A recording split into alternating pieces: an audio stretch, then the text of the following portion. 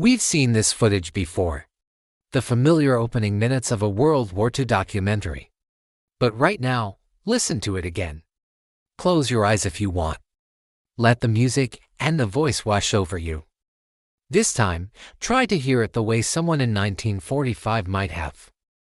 They'd have heard it before, maybe in the flickering light of a wartime movie theater.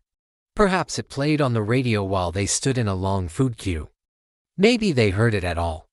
For many people, that would have been a welcome distraction from the reality of life under a Nazi occupation or in the rubble of a city that had been bombed just weeks before. They may have felt a surge of national pride hearing their country's leaders described as noble and their enemies as evil. But for some, this heroic tale might have been a little too familiar. They may have heard it before. Not in a cinema or on the wireless, but on the wind. Whispered through the trees by the ghosts of friends and family taken from them by the very war they were told was being fought to protect their way of life. When was this made? Well, that's a little difficult to say. As soon as hostilities began, every side started making propaganda films about the conflict. Many of those early ones were silent, lasting only a few minutes. Designed to be shown before feature-length movies, by 1940, though, things had changed. When Britain declared war on Germany, it would be invaded soon after. That is, if the Luftwaffe had anything to say about it. So when it came to making propaganda, the British had to hurry it up. First, they needed to convince people that war had been declared. Then they had to tell them why they were fighting and what a terrible evil the Germans were. Oh, and they needed to do it fast, because sooner or later, London would be in the sights of the German bombers.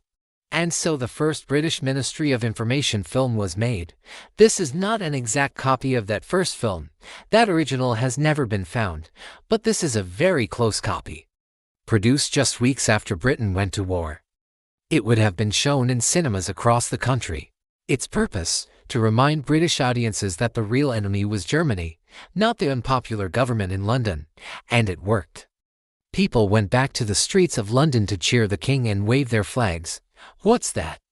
You don't believe me? Well, let's take a look at what the papers said the next day. But let's go back to that voice.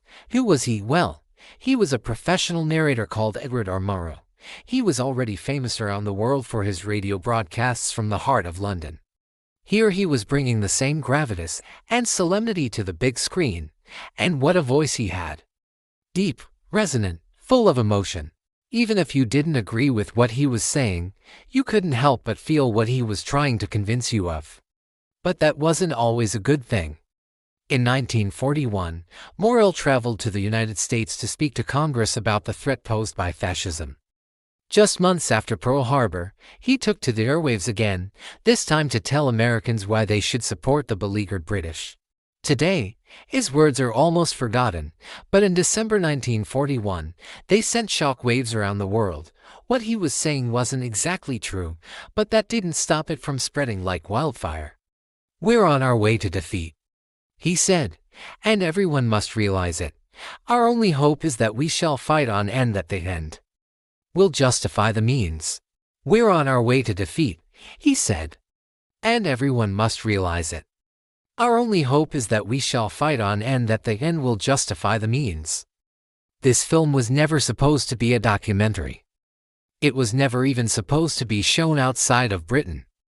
In fact, it was just a propaganda film, another tool of the war machine designed to keep people on side. But it's become something more than that. It's become a piece of living history, a reminder of how wars are fought and won, not just on the battlefield, but in the hearts and minds of people around the world.